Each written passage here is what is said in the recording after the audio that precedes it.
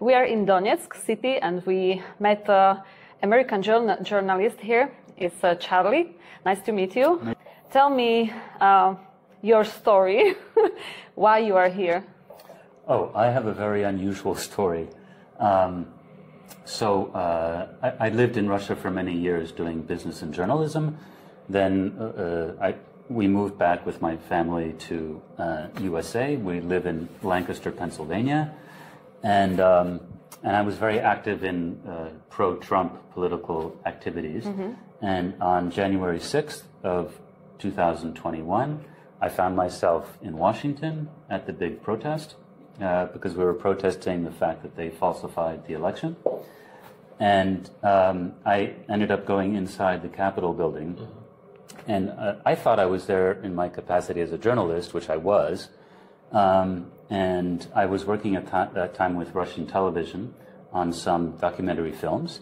And so I filmed all this incredible footage of what was going on, and then I sent it to Moscow. Mm-hmm. And it was on all the major news shows here, and it was a big story, and I gave an interview, you know, from there on my phone. And I thought I was a hero. I was like, this is the luckiest, you'd understand as a yes. journalist. You know, journalists depend a lot on just being lucky, like being at the right place at the right time. And I was like, this is the greatest day of my professional life. I just recorded mm-hmm. history, you know. And so that was great. And then I noticed like 3 or 4 days later, my wife and I noticed that they were going around arresting people who had been inside the Capitol building. So we said, oh, they're definitely going to arrest me because I already have a target on my back because of my pro-Russian public position. So we jumped on a plane and flew to Moscow the next day, really. I mean, it was like we just left everything and just came with like what we could carry, pack the bags we packed quickly. And yeah, so our whole life is in America. So that was what, 3.5 years ago. So car, all our clothes, we own a farm there and a townhouse, and friends, neighbors, church, everything.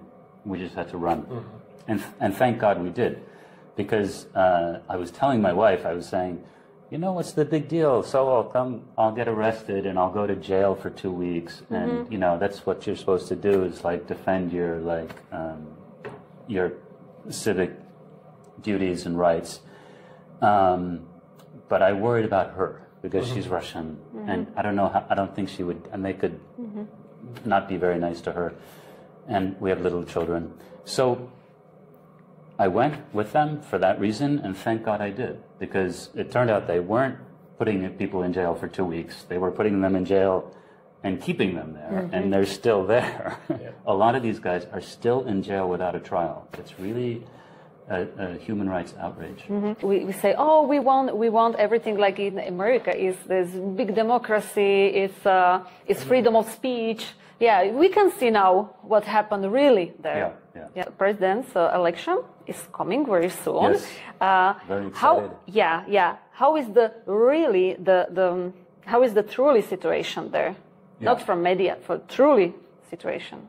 Okay, so obviously I'm a political... Between Trump and Kamala Harris. Yeah, I'm a political analyst, most of all, and obviously I pay a lot of attention to what's happening with the election because I have a big interest in it, in Trump getting elected. And so the smartest people, as far as I can see, are predicting that Trump will win, okay? And that he'll win by enough so that they can't falsify the election again, and that they won't have enough political power to prevent him from being inaugurated in January. So in my opinion, it's likely that Trump will be the next president. Mm-hmm. Do you plan to stay in Russia for all life, or? No, a lot of people ask me that, and if it was safe enough politically to go back, we would go back, mm-hmm. because well, first of all, I should explain that, you know, I lived here for on and off for 30 years, mm-hmm. okay, before we eventually moved back to America. So I feel completely at home in Russia. I speak fluent Russian.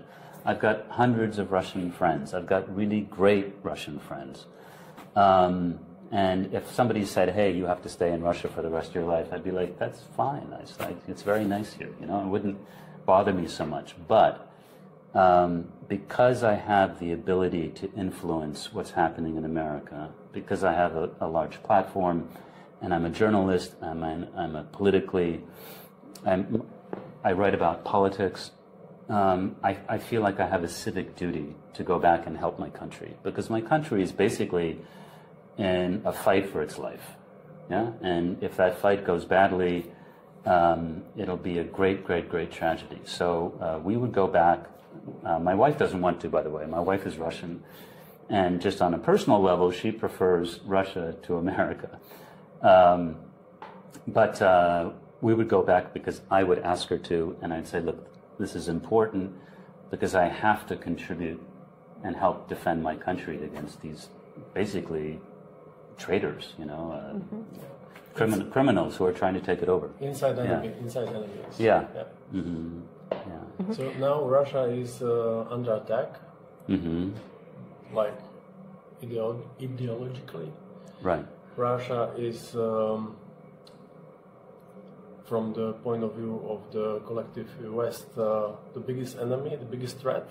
And how you see this position of Russia when you look at it, like a citizen of USA who lives in Russia now and was here for 30 years? Yeah, I think it's an outrage and it's a disgrace, and but it's by far, Russia isn't the only country to have been attacked by my country. Right? I mean, you can just go down the list. There's like 15 of them now in the last 30 years. It's a disaster. What has happened in my country over the last, well, honestly, I mean, I would say going back, you know, to the 1960s, basically maybe from the assassination of Kennedy was the start of the eventual decline.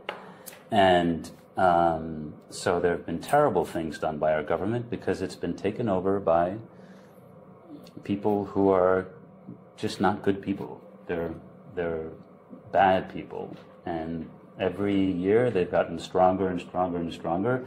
And what you see happening in America today is because of that. And you know, I think a lot about this, that how could it be that my father's generation allowed this to happen? Because they actually inherited a pretty good country. Like my father, you know, fought in World War II. He was a middle-aged young man in the 50s. And his generation, very slowly, piece by piece, they let their countries slip away and get in the hands of these bad people. So now it's time to take it back. Which kind of media we can follow for good information or real information? Oh, I've got great advice about that. Yeah. And that's my specialty. I'm like, I'm a media analyst in addition to being a political analyst. So I guess the important thing to understand is that Twitter is an incredible, or as you call it, X, is an incredible source of great information lately. And you know, it's a very interesting story. Did you know that Twitter was developed by our intelligence agencies? Yeah? And it was developed as a tool to destabilize other countries where they wanted to do their color revolutions. And the thing is that Twitter is like pouring gasoline on a fire, on an information fire, because it's so viral and news moves so quickly, fake news moves so quickly. You can really just like dump all this information into a society, and the society will almost go crazy. It's like a narcotic or a drug, adrenaline, like pushing it into a thing. So that's happening now in America, and that's what got Trump elected in 2016, and so Twitter was open in 2014, 2015, 2016, which resulted in Trump basically tweeting his way into the White House, and other people memeing him into the White House. And so then our deep state got really scared because they're like, well, this is disaster. We can't allow this to happen anymore. So they increased the censorship a lot. And then Twitter got boring and quiet, and it was sort of sitting there. And now Musk has allowed more free speech, and the same thing is happening. The whole, the public debate in America is exploding. But what's so interesting about that is in this craziness, you have really smart people giving fantastic analysis and information that they couldn't do anywhere else practically. Yep. And certainly not as effectively and reach as many people as quickly. So there's a lot of junk on Twitter, there's a lot of fake news on Twitter, there's a lot of what we call grifters, people just trying to make money and get clicks and everything. But mixed in with that is some of the best information. It's the best information I've ever seen in my whole life. And I've been doing this for decades. And so it's a really special time. So I can list some names of people if you want. You want me to give you some names? Yeah, definitely.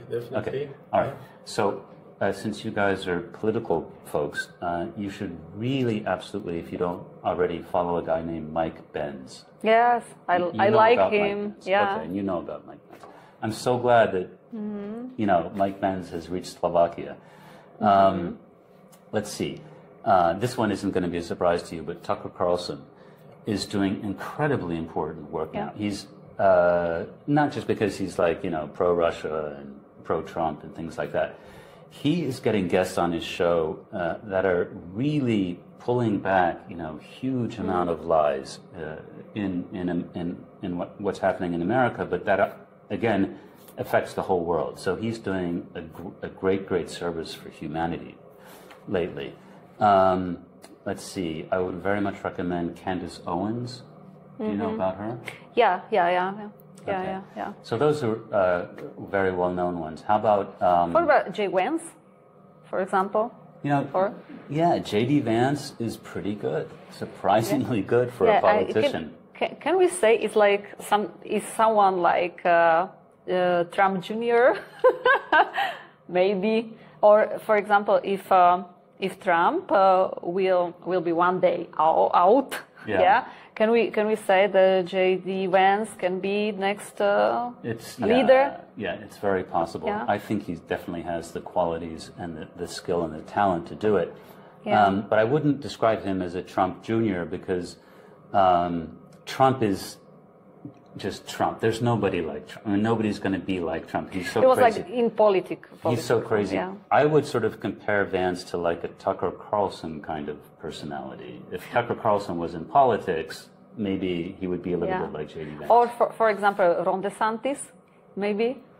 No. No. Ron DeSantis he's the old George Bush kind of Republican. Really? Oh yeah. No, he's bad. He was very famous during COVID.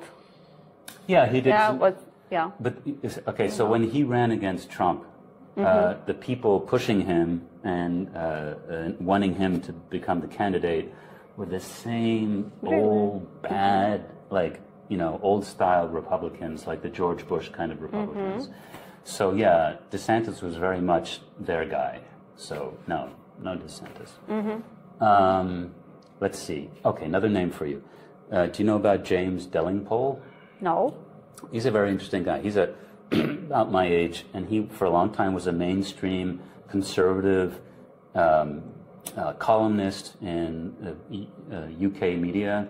He wrote opinion pieces for The Telegraph and The Times and The Spectator and places like that. He was a typical sort of conservative guy in mainstream UK media. And then a few years ago, he started talking about all kinds of things, especially about COVID. I mean, this is his big break, what broke him away from it. And he's fantastic. And he just has a podcast, right? But it's super popular. It's and especially in the UK. And he's got fantastic guests and opens up really interesting questions that many other people won't touch. So yeah, he's good. Thank you for your advice. Really. Please. Oh, I've got a lot more names, but I don't want to take up the whole interview with these things.